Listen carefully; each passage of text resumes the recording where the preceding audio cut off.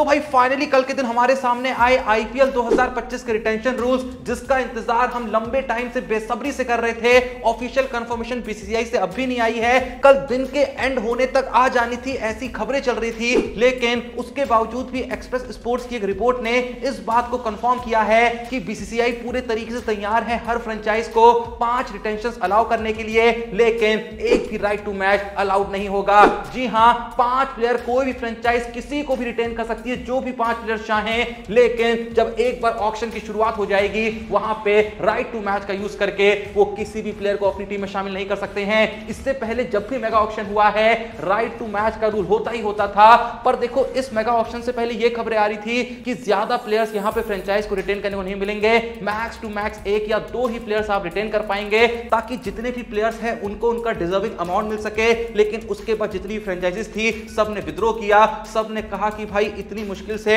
हमने कुछ प्लेयर्स बना रखे हैं, इतने लंबे वक्त से वो हमारे साथ खेल रहे हैं, तो सबको यूं ही तो नहीं जाने दे सकते ना। तो फ्रेंचाइजीज की इस रिक्वेस्ट को बीसीसीआई ने माना, कहा कि 1 या 2 नहीं 5 प्लेयर्स यहां पे आपको रिटेन करने का मौका दे रहे हैं, लेकिन राइट टू मैच का यूज करके आप यूं ही किसी प्लेयर को अब मेगा ऑक्शन में अपनी टीम में शामिल नहीं कर पाएंगे। यानी कि एक बार जब मेगा ऑक्शन शुरू होगा वहां पे जो बंदा ज्यादा बोली लगाएगा वो उस प्लेयर को टीम में लेके जाएगा। अब देखो, हो सकता है कि जब तक तुम ये वीडियो देखो बीसीसीआई भी ऑफिशियल अनाउंसमेंट कर दे आईपीएल के रिटेंशन रूल्स को लेके, लेकिन भाई अगर ये बात सच हो जाती है, सच में 5 रिटेंशंस यहां पे अलाउड हो जाते हैं, तो इस अनाउंसमेंट से सबसे ज्यादा खुशी मिलेगी none other than Chennai Super Kings को, क्योंकि सीएसके वाले भैया बहुत परेशान थे। सीएसके को 4 प्लेयर रिटेन करने ही करने थे धोनी को छोड़ के। पहले तो हो गए आपके जडेजा, दूसरे हो गए चेन्नई कप्तान ऋतुराज गायकवाड़, तीसरे हो गए शिवम दुबे और चौथे हो गए none other than Matheesha Pathirana. पर अब जब 5 प्लेयर्स का अलाउंस यहां पे मिल गया है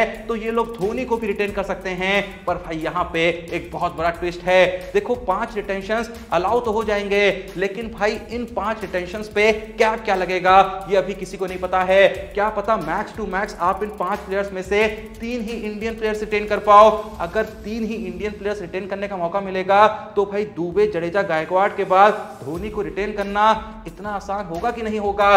भाई बहुत मुश्किल होगा। या फिर इनको दुबे वगैरह को जाने देना पड़ेगा और उनके बदले में धोनी को रिटेन करना होगा।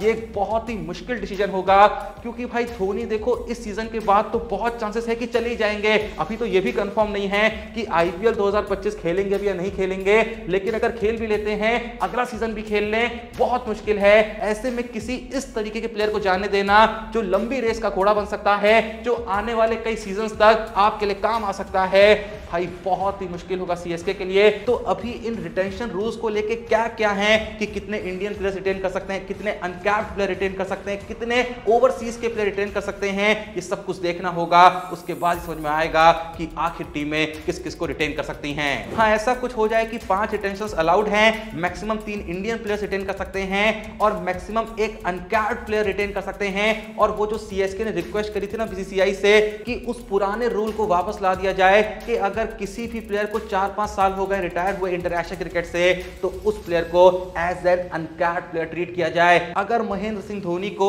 As an uncapped player retain करने की परमिशन यहां पे मिल जाती है, तो चेन्नई वाले उन 3 मेन इंडियन प्लेयर्स को रिटेन कर पाएंगे, साथ में धोनी को भी कर पाएंगे और पथिराना को भी कर लेंगे। मजे ही मजे। क्या आपके हिसाब से यहां पे बीसीसीआई को राइट टू मैच का रूल रखना चाहिए या फिर हटा देना चाहिए? जो भी आपका जवाब है कमेंट सेक्शन में जरूर बताना। आगे बढ़े तो भाई भारतीय टीम ने कानपुर में भारत और बांग्लादेश के बीच होने वाले दूसरे टेस्ट मैच के लिए प्रैक्टिस स्टार्ट कर दी है। इस प्रैक्टिस से कुछ बहुत ही कमाल की फुटेज हमारे सामने आई, जहां भाई पता नहीं गौती भाई विराट कोहली के साथ क्या कर रहे हैं। कुछ ज्यादा ही दुलार देखने को मिल रहा है भाई इन दोनों के बीच, क्योंकि भाई हाल ही में जब ये लोग कानपुर एयरपोर्ट पहुंचे थे वहां भी क्या देखने को मिलता है कि गौती, कोहली और ऋषभ पंत तीनों साथ में बैठे हुए हैं, तीनों दिल्ली के लौंडे साथ में बैठे हैं। और भाई अक्सर हमने देखा है कि जब भी नेट प्रैक्टिस हो रही होती या फिर ड्रेसिंग रूम में लोग बैठे होते हैं तो कोहली और गौती भाई आसपास ही बैठे होते हैं, मस्त भाई ठाके मार रहे होते हैं, मुस्कुरा रहे होते हैं।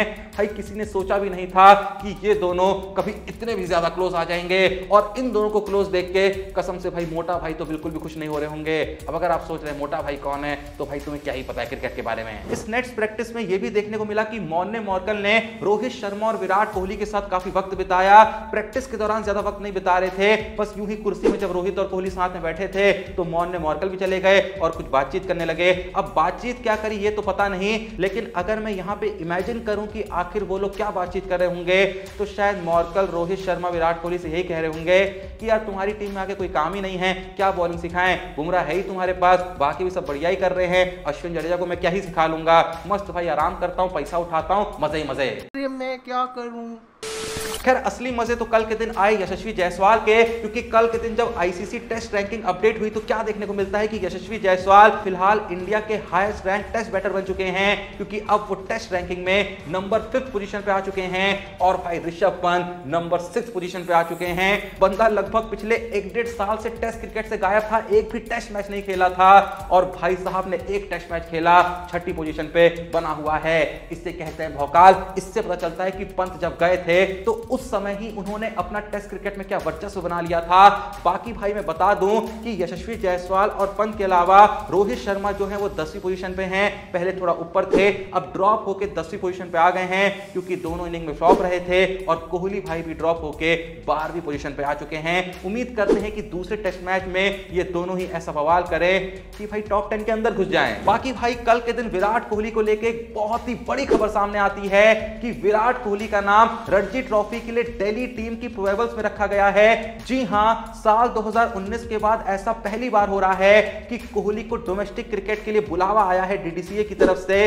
भाई देखो, ये सुन के खुशी हुई या दुख हुआ मैं बयान नहीं कर सकता। अब तुम सोच रहे होगे कि दुख किस बात का? दुख इस बात का कि भाई लोगों को फील हो रहा है कि कोहली को डोमेस्टिक क्रिकेट खेलना पड़ेगा। कुछ दिन पहले तक ये खबर आ रही थी कि कोहली, रोहित जैसे प्लेयरों को डोमेस्टिक क्रिकेट खेलने थोड़ी कहेंगे, क्योंकि भाई ये जो प्लेयर है यही तो अपनी असली धरोहर है, इनके साथ बिल्कुल रिस्क नहीं ले सकते हैं। लेकिन जिस तरीके का विराट कोहली का फॉर्म फिलहाल टेस्ट क्रिकेट में चल रहा है, हो सकता है कि कोहली ने खुद ये डिसीजन लिया हो, क्योंकि हम सबको पता है कि कोहली अपने फॉर्म को लेके, अपने खेल को लेके कितने ज्यादा सीरियस रहते हैं। मतलब कुल मिला के भाई मैं ये कहना चाहता हूं कि लंबे वक्त के बाद मैं रणजी ट्रॉफी देखने के लिए इतना ज्यादा एक्साइटेड हूंगा। इससे आगे बढ़े तो भाई हाल ही में एक इंटरव्यू में युवराज सिंह से पूछा गया कि आपके हिसाब से करंट इंडियन टेस्ट टीम के अंदर वो कौन सा प्लेयर है जो एक ओवर में 6 छक्के लगा सकता है।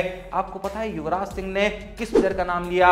युवराज सिंह ने नाम लिया none other then Hardik Pandya का। अब यही सवाल मैं तुम लोगों से पूछता हूं कि तुम्हारे हिसाब से करंट इंडियन टेस्ट टीम के अंदर वो कौन सा प्लेयर है जिसके चांसेस सबसे ज्यादा हैं कि वो एक ओवर में 6 छक्के लगा सकता है? जो भी नाम तुम्हारे मन में आ रहा है कमेंट सेक्शन में जरूर बताना। बाकी भाई और क्या ही बोलूं, वीडियो को लाइक करना, चैनल को सब्सक्राइब करना। मिलते हैं नेक्स्ट वीडियो में, तब तक के लिए जय हिंद, धन्यवाद।